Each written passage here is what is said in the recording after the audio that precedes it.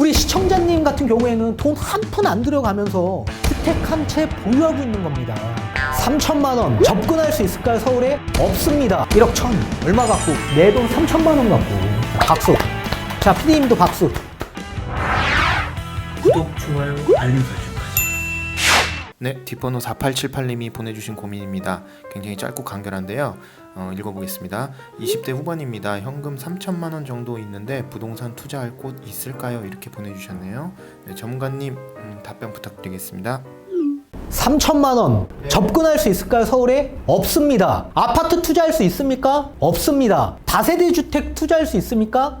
없습니다. 근데 오피스텔 투자는 가능하다는 얘기입니다. 투자할 수 있고요. 일단 저는 박수를 드리고 싶어요. 일단 박수. 자, PD님도 박수.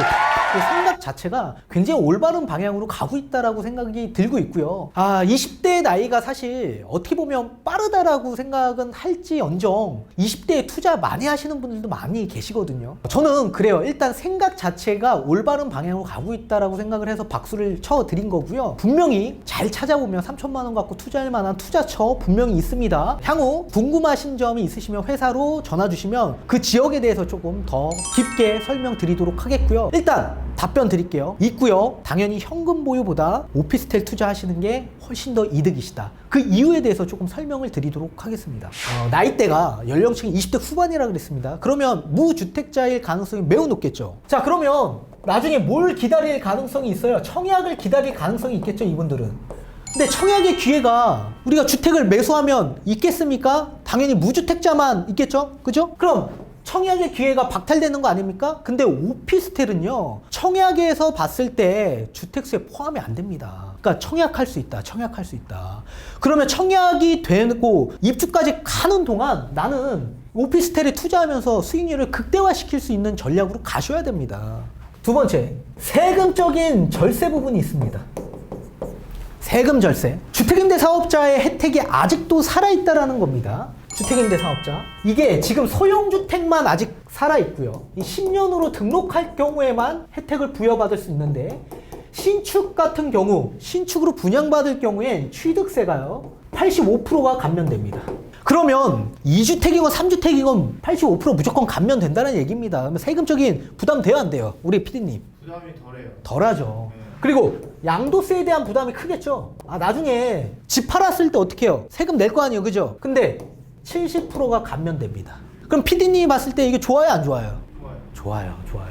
왜? 세제 혜택이 아직 살아있다. 살아있다. 자, 세 번째. 수익률을 극대화시킬 수 있다.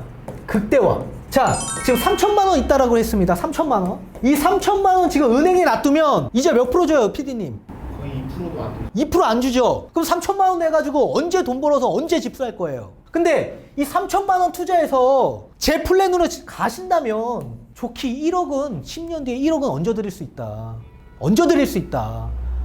3천만 원에서 1억을 얹어드릴 수 있다라고요. 할 수 있어요? 할 수 있습니까? 저렇게만 되면 하죠. 자, 그 방법을 가르쳐 드릴게요. 방법을. 다만 지역적인 얘기는 제가 드리기는 좀 곤란하고요. 더 정확한 지역과 부동산을 원하실 경우에는 회사로 문의 주시면 제가 좀 더 자세하게 설명드리도록 하겠습니다. 자, 볼게요.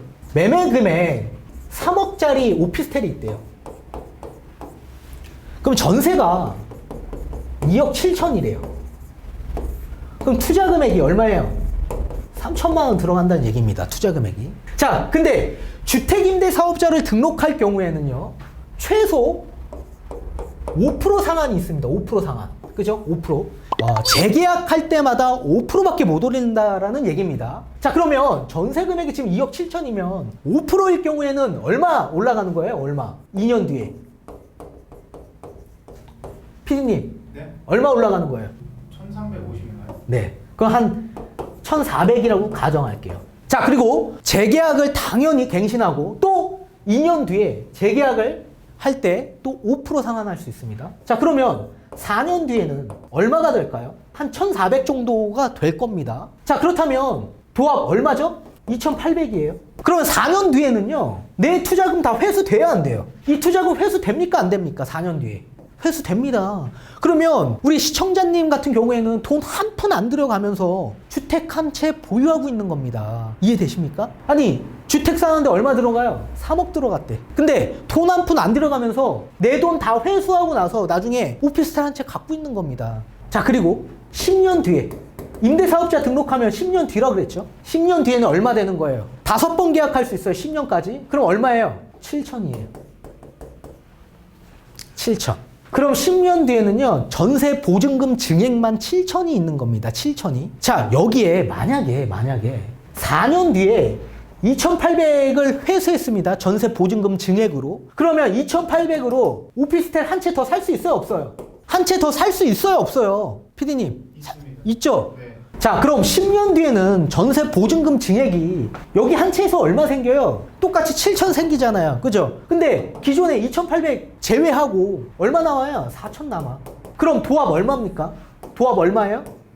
1억 1천이 생기는 거예요. 1억 1천이. 얼마 갖고? 내 돈 3천만 원 갖고. 이해되십니까? 지금 우리 20대 후반 남성분은요, 무주택자이기 때문에 청약에 대한 기대가 아직 있을 겁니다. 오피스텔 투자하면서 청약 기다리시고, 또는 세금적인 절세가 있기 때문에 세금 절세하시고, 또 여기에 수익률을 극대화시키는 전략으로 이 3천만 원 갖고 1억으로 불릴 수 있는 상황이 나올 수 있게끔 우리 재테크하셔야 된다. 이런 방식으로 계속 분산 투자하신다면요, 분명히 나중에 아파트도 갈아타실 수 있을 겁니다. 화이팅 하십시오. 도와드릴게요.